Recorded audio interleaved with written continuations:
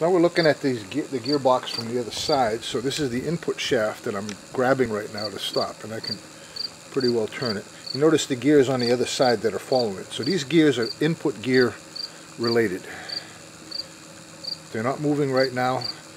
They're part of this input shaft, which at the point of shifting is disconnected from the with the clutch from the motor, so it can spin just like it is right here. So now if we shift,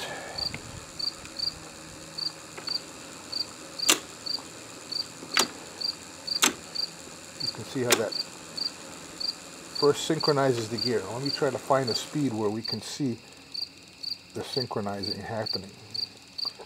You can see that the input shaft is spinning at one speed. These little synchro pins are spinning at another speed. Now as soon as I start putting pressure on this, you notice that it syncs up. Everybody's turning the same speed now. And then you push in finally and it goes all the way over and finishes the engagement. And going into fourth gear is the same thing.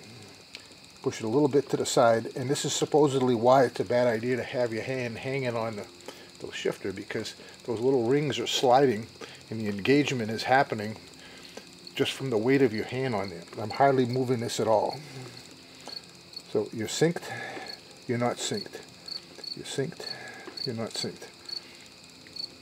And of course, reverse, you can see better from this side. Give it a little more gas here. Reverse is where this big gear on the top here gets shifted sideways.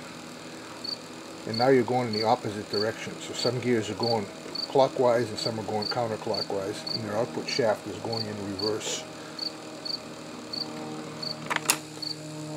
And these again have the tapered pointed gears, which can engage with these pointed gears quite nicely. Just push them sideways. They almost find their way in between there naturally because the two tapers, but you can jam it. That's why grinding in reverse is not out of the question.